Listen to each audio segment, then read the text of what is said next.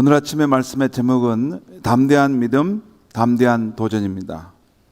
여러분, 다누리호를 아십니까? 작년 2022년 8월 5일은 대한민국의 과학 역사의 기념비적인 날입니다. 그날은 미 우주군 기지에서 대한민국의 달 탐사 유성인 다누리호를 탑재한 발사체가 우주로 발사된 날입니다. 그 5달이 지난 후에, 그러니까 2022년 12월 27일 18시에 우리나라의 과학기술정보통신부와 한국항공우주연구원은 다누리호가 달 궤도에 안정적으로 진입했음을 최종적으로 확인했다고 발표했습니다.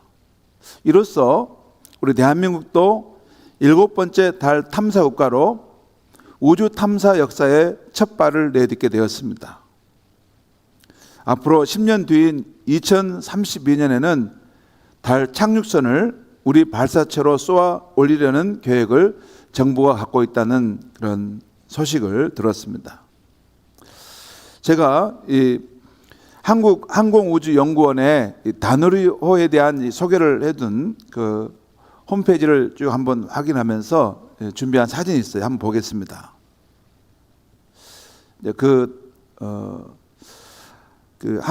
항공우주연구원의 홈페이지입니다. 여기 보면 먼저 다누리호에 대한 것들이 쭉 나오는데, 저게 지금 다누리호입니다. 달 탐사 위성입니다. 그러니까 순수하게 대한민국에서 만든 달 탐사 위성입니다. 그리고 저 사진은 미 우주군 기지에서 이 다누리호를 실은 이 발사체가 발사되는 장면이죠. 그리고 저 사진은 지금 이 지구입니다. 지구고 여기가 지금 달이거든요. 달인데 여기 지금 다누리호를 발사를 했는데 바로 위로 뛰는 것이 아니고, 이렇게 다누리호가 이렇게 순항을 해서 거쳐서 이렇게 해서 이렇게 쭉 돌아오게 된 겁니다. 그리고 여기서 이제 현재 궤적을 이렇게 맞춰가는 과정 속에서 안착이 된 거죠. 그런데 이게 지금 바로 여기서 가까이 띄우면 될 텐데 왜 이렇게 먼 거리를 거쳐서 이렇게 오게 했는가? 이것은 이렇게 바로 쌓아 올리게 될 때는 굉장히 많은 에너지가 소요되는데, 태양계와 우주 안에 있는 자기장을 이용하면, 궤도만 올려놓으면 이 우주 안에 있는 자기장을 따라서 이렇게 해서 달까지 도착하게 되어 있다는 것입니다. 그러니까 우리 과학자들이 그걸 정확하게 계산해 가지고 한 것이죠. 그런데 여기서 이제 지구에서 쏘아 올린 것이 이 달 궤도까지 가서 정상적으로 안착하기까지 5달이 걸린 겁니다. 5달 동안 가는 것이죠. 자, 또 사진 보겠습니다. 저 사진은 다누리호가 우리 지구로부터 최대 155만 킬로미터 떨어진 거리에서 이 지구와 지금 달입니다. 이 달이 이게 공전하는 상황을 이걸 찍은 거예요. 이걸 지금 동영상으로 나왔는데 저는 사진으로 이렇게 해놨습니다. 또 보겠습니다. 자, 지금은 지구에서 지금 달에 있는데 다누리호가 지금 여기 지금 돌고 있습니다. 지금 정상적인 상황에 지금 놓여 있고, 이 지구와 교신을 하고 있는 상태에 지금 있습니다. 여기는 우리 경기도 여주에 있는 송신소에서 이렇게 교신을 주고 받는 상황입니다. 그리고 지구와 달까지의 우리 거리가 38만 킬로미터라는 거 여러분 아시죠? 38만 킬로미터입니다. 또 보겠습니다. 이것은 작년 11월 28일 우주를 유영하는 과정 속에서 다누리호가 이 지구와 달을 이렇게 먼 거리에서 이렇게 촬영한 사진입니다. 그리고 이것은 다누리호가 달에 도착했을 때, 달 궤도에 진입했을 때 지금 요 부분은 달입니다. 달 표면을 말해요. 달 표면을 배경으로 지구를 찍은 사진입니다. 여기 지금 여기 이쪽은 지금 달입니다. 달. 그러니까 다누리호가 요 근방에서 이렇게 찍었다는 것이죠. 그 다음에 이것은 달 탐사선 다누리호가 찍어서 보내온 달의 뒷면입니다. 우리는 지금 항상 달 앞면만 보고 있는데 달 뒤에 이런 것이 있는데 이게 큰 산맥입니다. 이것을 순수하게 우리 대한민국 과학자들이 만든 탐사 위성을 통해서 이 사진이 찍혀서 우리한테 온 겁니다. 그러니까 이전에는 미국이라든가 유럽의 그런 나라들의 도움을 받아서 우리가 사진을 받았다면 지금은 우리가 만들어 보낸 이 탐사 위성이 직접 찍어서 우리에게 이렇게 이런 자료들을 보내주는 것이죠. 자, 왜 우리 힘으로 달에 가려고 도전을 하는가? 우리나라 과학자들은 이 우주 탐사는 지금 아니면 갈 수 없는 길이라고 말합니다. 그래서 항공우주연구원의 여러 원장과 또 연구원 또 사업단장의 그 말들을 한번 인터뷰를 들어보면 이렇습니다. 먼저 이상률 연구원장은 이렇게 말해요. 이 다누리호를 이렇게 쏘아 올린 이걸 계기로 이제 우리나라도 심우주 탐사를 충분히 할 수 있겠구나라는 이 길을 여는 것이 가장 중요하다고 생각한다는 것입니다. 그 다음에 두 번째 인터뷰했던 전문진 연구원은 이런 표현을 했어요. 7년간 개발하면서 수많은 새로운 기술들을 개발했고 어려움에 봉착했고 또 제 한계를 느꼈고 그 한계를 극복한 경험을 가지고 있습니다. 이런 과정을 통해서 저는 우리는 제일 어려운 길을 선택해야 하는구나 하는 걸 느꼈어요. 하지만 성취하면서 얻을 수 있는 것이 가장 많았던 것 같습니다. 그러니까 심우주를 탐험하고 달에 있는 탐사선을 보낸다는 것은 참 이게 그 과학 기술이 없으면 안 되는 거죠. 그러니까 많은 한계 상황에 봉착했고 그때마다 굉장히 힘들었다는 것입니다. 그 난관이 나타났는데 그래도 그 상황을 이렇게 풀어가면서 이게 성취한 것, 새로운 과학 기술을 발견하게 됐던 것들이 많이 있었다는 것입니다. 그 다음에 세 번째는 이제 김대관 달 탐사 사업단장의 인터뷰인데요. 이런 말을 하는 걸 봤습니다. 20년, 30년 후를 봐야 할 것 같습니다. 지금 준비 안 하면 20년, 30년 후에 저희 후대가 누릴 기회가 없어질 겁니다. 저희는 지금 그 기회를 만들려고 하는 겁니다. 그러니까 지금 온 세계가 지금 달을 중요한 어떤 과학기술 발전의 어떤 목표로 삼고 탐구하는데 이게 우리가 선도주자에 밀리면 이런 것들에 참여할 수 있는 기회가 없는데 지금 앞으로 20년, 30년 후에 우리 후세들이 이런 달 탐사, 이런 우주 계획에 참여할 수 있도록 지금 첫 발을 내디뎠다 하는 것입니다. 그러니까 우리 과학과 기술로 만든 다누리호는 우리나라 과학자들이 담대한 믿음을 갖고 미지의 우주를 향해 담대한 도전을 시도한 쾌거라고 볼 수 있는 것입니다. 유명한 역사의 연구를 썼던 아놀드 토인비 박사는 주장하기를 인류 문명의 역사는 수많은 시련과 역경, 고난, 위기에 대해서 인류가 응전한 역사라고 주장합니다. 그러니까 인류의 문명이 이렇게 새로운 문명이 이렇게 일어나고 찬란한 빛을 발했을 때는 순탄한 과정에서 환경에서 나오는 그런 인류 문명은 없다는 것입니다. 예를 들어서 아주 엄청난 홍수나 극심한 가뭄 또한 아주 대륙을 뒤덮는 이런 전염병 그리고 외적의 침입과 같은 그런 북방 민족의 침입과 같은 그런 위기와 시련과 역경의 상황을 맞을 때 그에 대해서 창조적으로 맞서고 극복한 그런 과정을 통해서 인류 문명이 새롭게 탄생하고 이렇게 발전돼 왔다는 것입니다. 그러니까 순탄한 환경에서 발생한 그런 훌륭한 문명이라는 것은 없다는 것입니다. 훌륭한 문명일수록 거기에는 그 지난날 시련과 역경의 상황에 맞서서 그것을 극복하려고 하는 그런 창조적 소수의 사람들이 있었다는 것입니다. 성경 이야기와 2000년의 교회 역사도 사실 수많은 환난과 시련에 맞서서 믿음으로 도전한 사람들의 이야기라고 할 수 있습니다. 성경을 그런 관점에서 보면 새롭게 보일 수 있습니다. 지난번에 사순절 특별 새벽 기도회 때 선진들의 신앙과 삶을 우리가 보면서 느꼈던 것은 그들도 자신들이 처한 시련과 역경의 상황에서 믿음으로 응전한 삶을 살았다는 것을 우리가 보았습니다. 그렇죠. 일제강점기 때 우리가 일제 그런 국권을 빼앗기고 나서 그런 슬프고 힘든 상황 속에서 결선지 목사님은 이런 평양 대부흥 운동을 통해서 이민족에게 희망을 주려고 하는 그런 것으로서도 시작을 했고, 또한 주기철 목사님, 손양원 목사님은 그 일본의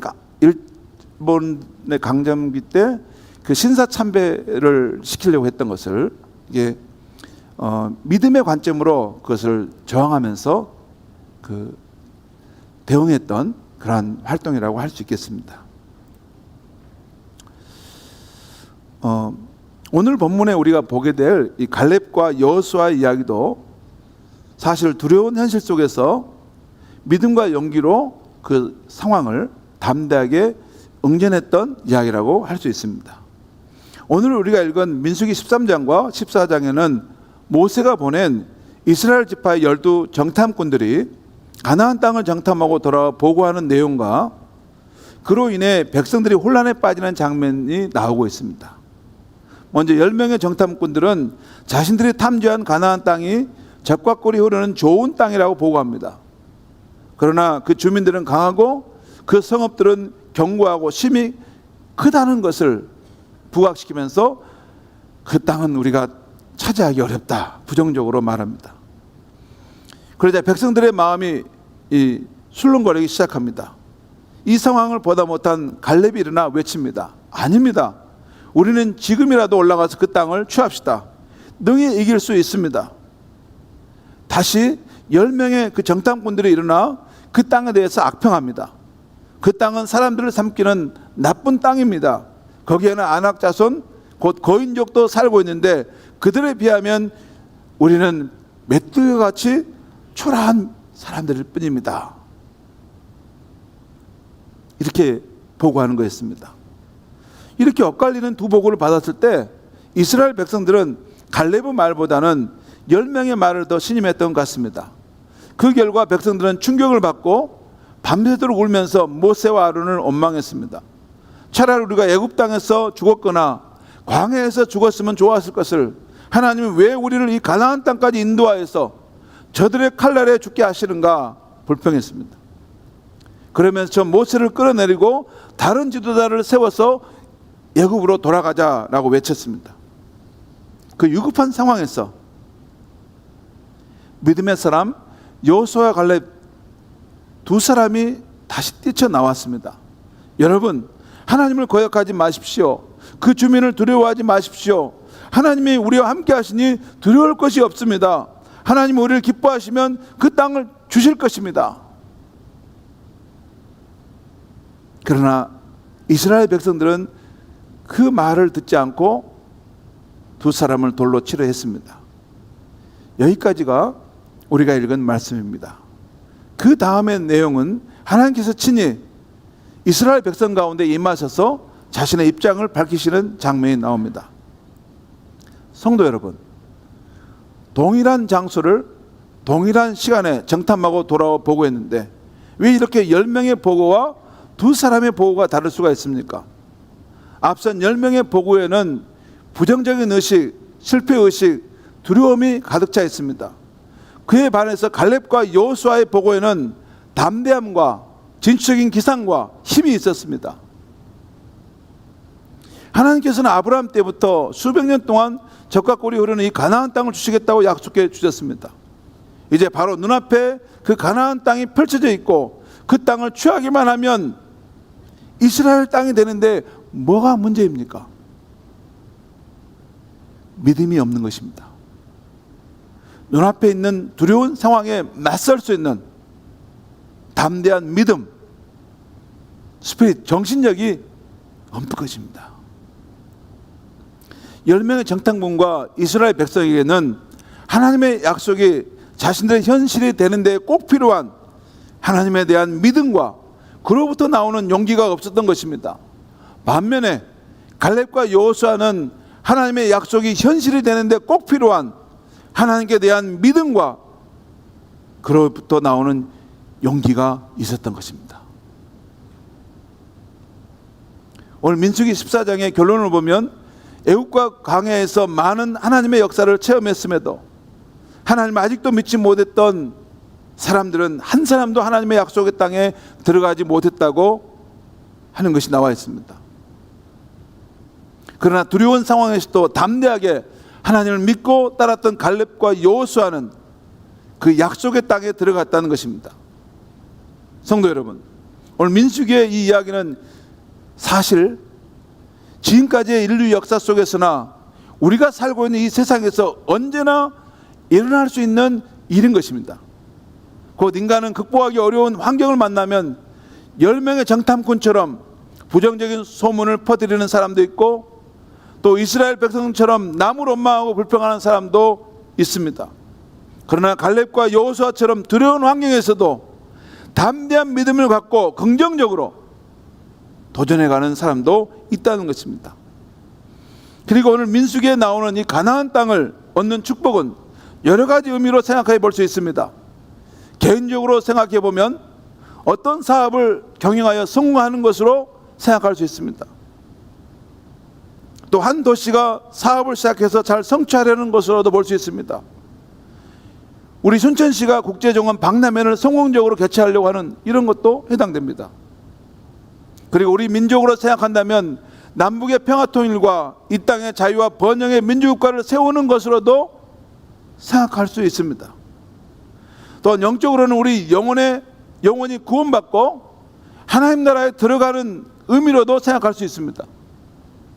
또 한국교회가 민족 복음화의 사명을 온전히 이루는 것으로도 생각해 볼 수 있습니다. 그런데 어떤 의미로 생각하든지 가나안 땅의 축복을 쟁취하는 데는 반드시 난관이 있다는 것입니다. 견고한 성읍이 있고 안악 자손이 있고 두려운 환경이 있는 것입니다. 하나님의 약속하신 것을 방해하는 그런 일이 있다는 것입니다. 그리고 우리가 이런 것들을 극복해야만 가나안 땅의 축복을 누릴 수 있다는 것입니다. 오늘 이 이야기는 아주 중요한 진리를 우리에게 보여주고 있어요. 그냥 거저 먹는 것이 아니다.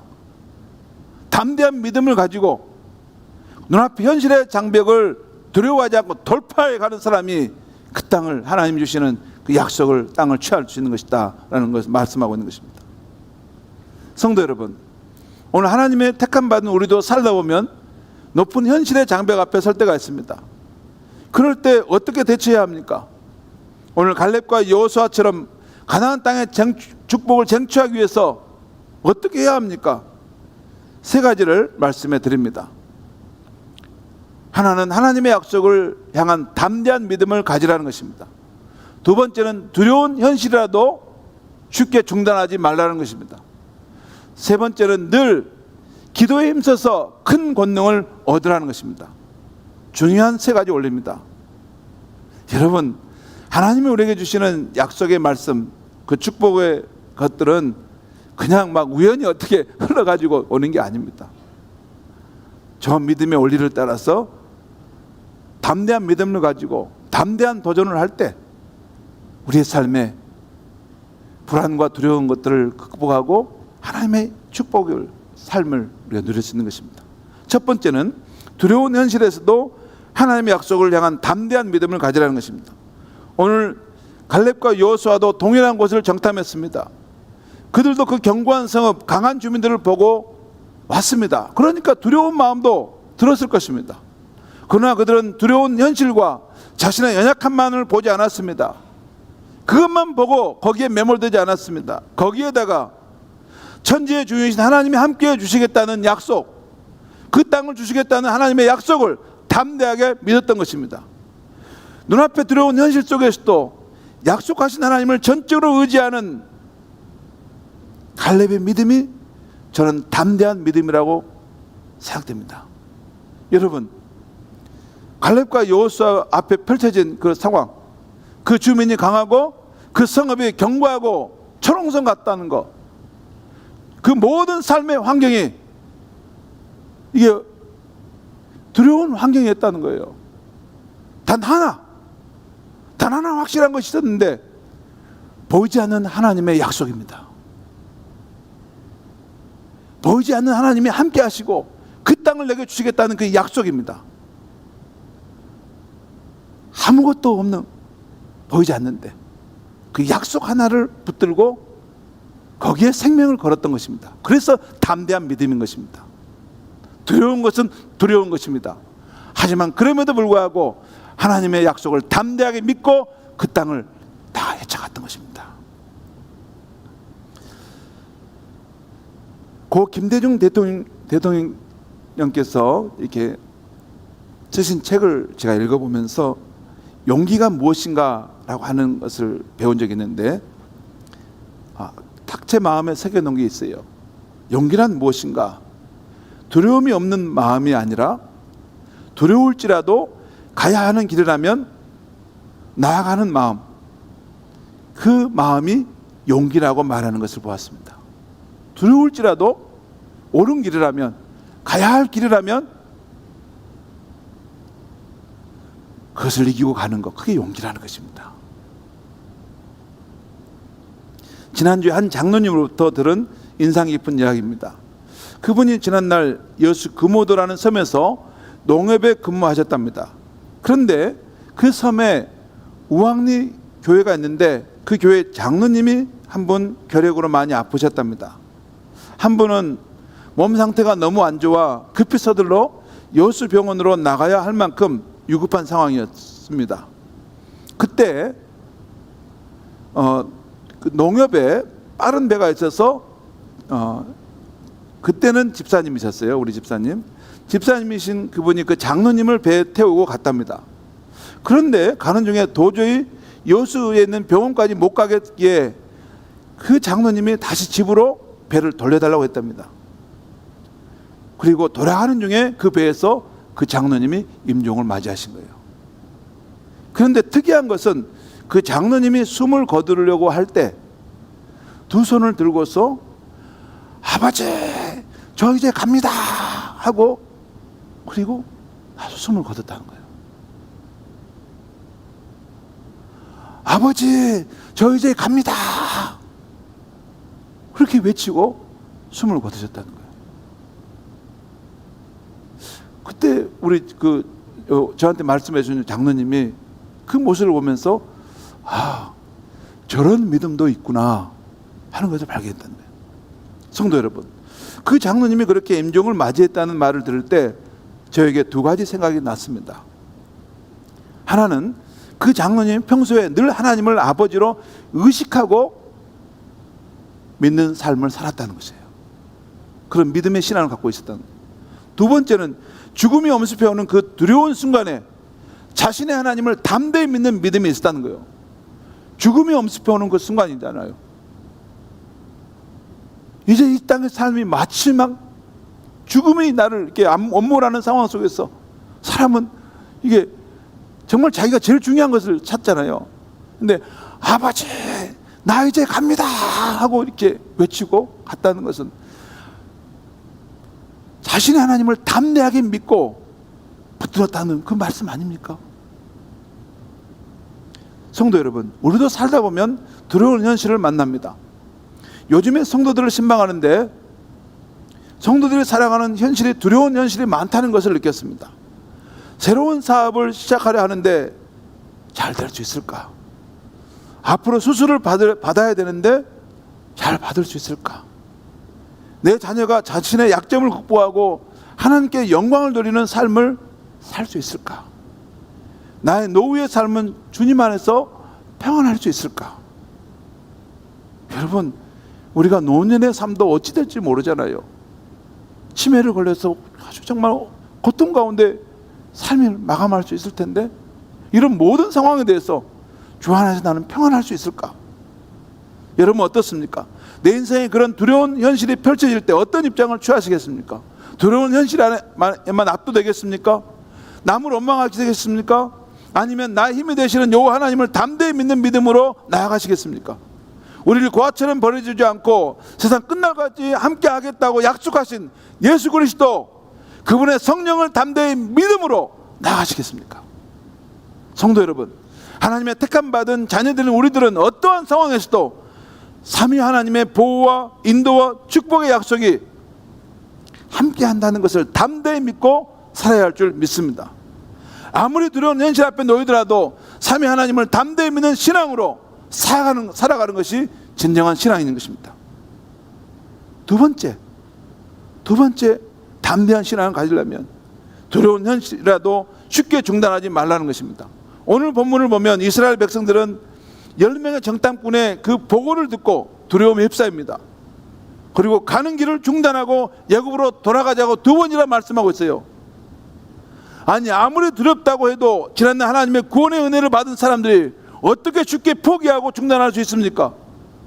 그런데 그 백성들은 실제 그런 불신앙의 길을 갔습니다. 그 결과 그들은 하나님의 약속의 땅에 들어가지 못했습니다.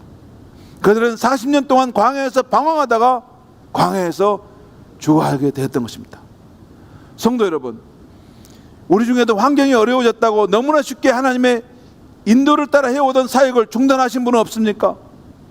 하나님 맡기신 귀한 사명의 자리를 중단하고 떠나신 분은 없습니까? 환경이 어려워졌다고, 환경이 코로나 시대를 맞이했다고 너무나 쉽게 경건한 예배의 자리를 포기하고 중단하신 분은 없습니까? 성도 여러분, 살아계신 하나님을 의지하는 신앙은 느리게 갈 수 있을지 몰라도 중단 없이 가야 하는 것입니다.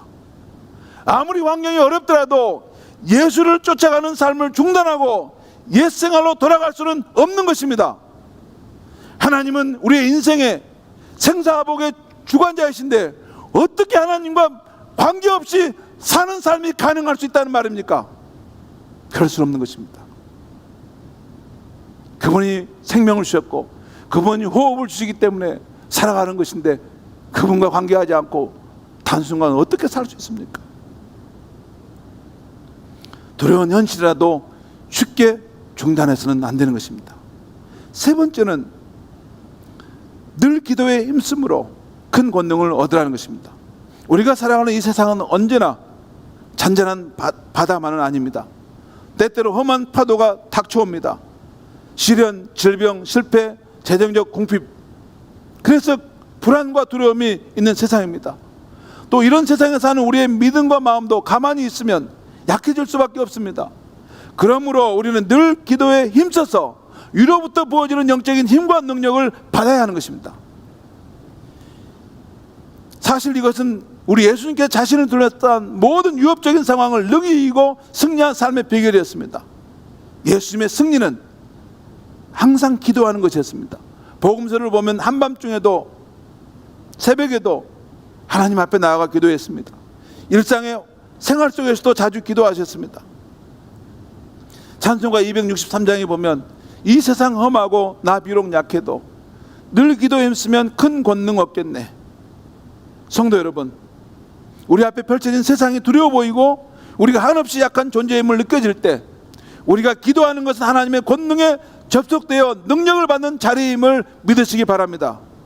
지난 주일에 우리 예수님이 2000년 전에 십자가에 죽으시고 장사 되셨지만 3일 만에 다시 살아나신 것을 말씀드렸습니다. 여러분, 공자, 석가, 소크라테스는 모두 우리 인류에게 좋은 말을 해주신 위대한 스승입니다. 이치에 어두운 인류에게 진리가 되는 말을 해주었죠. 그런데 그들이 좋은 말을 해준 것과 예수 그리스도께서 좋은 말을 했고 우리가 그 말씀을 믿는 것은 전혀 다른 의미가 있습니다.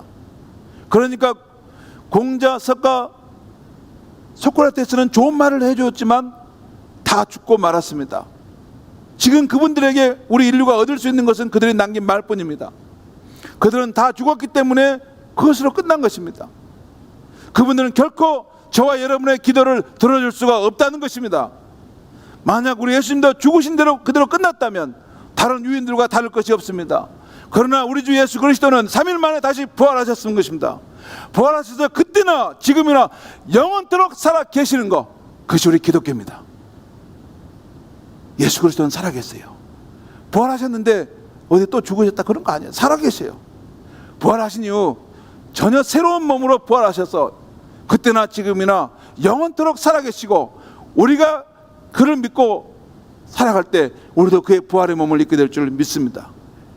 그래서 예수님은 우리 인류에게 소망이고 구원이고 신앙의 대상이 되는 것입니다. 그를 구원자로 믿는 우리가 늘 기도에 힘쓰면 큰 권능을 주시고 새로운 지혜와 새 힘을 주실 줄 믿습니다. 여러분, 예수 그리스도를 믿는 크리스천들은, 우리가 믿는 예수님은 부활하시고 살아계십니다. 그리고 부활하시고 살아계신 그 예수님은 그분의 거룩한 영으로 저와 여러분의 마음속에 삶의 현장 가운데 들어와 계심을 믿으시기 바랍니다. 그분이 우리 삶에 실제하신다는 거예요. 살아계신 주, 살아계신 주, 살아계신 주. 그래서 내가 골방이나 내가 길거리에나 내가 시장이나 어떤 삶의 자리였든 그것이도 그의 영으로 계시고, 우리가 엎드려 눈물로 기도할 때 우리의 마음속에 깊은 고민과 신앙과 어려움의 문제를 힘을 줘서 도와줄 수 있는 분이 살아계신 우리 주님인 줄 믿으시기 바랍니다. 사랑하는 성도 여러분, 이 세상이 험하고 우리가 약할지라도 우리에게는 살아계신 주 예수 그리스도께서 함께 하심을 믿고 늘 담대한 믿음으로 살아계시기 바랍니다. 중단 없이 주를 따라 가시기 바랍니다. 늘 기도에 힘쓰므로 큰 권능을 얻어서 담대한 삶, 담대한 도전의 삶을 살아가는 저와 여러분이 되기를 바랍니다.